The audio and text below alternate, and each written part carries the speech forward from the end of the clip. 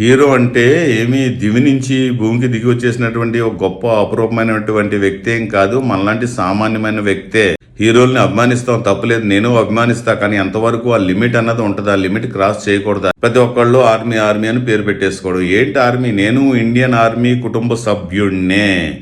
అది నిజమైన ఆర్మీ. మన రైతులు నిజమైన ఆర్మీ. ఒక మంచి సందేశం ఇచ్చేవాళ్ళు నిజమైన ఆర్మీ. మంచి మంచి గురువులు ఉన్నారు, వాళ్ళు నిజమైన మహాపురుషులు. అలాగుండాలి. అంతేగాని ఏదేదో చేసేసి అభిమానంతో, హీరోల మీద అతి అభిమానంతో ప్రాణాల మీదే తెచ్చుకోవడం కరెక్ట్ కాదు. అది తెలుసుకోండి.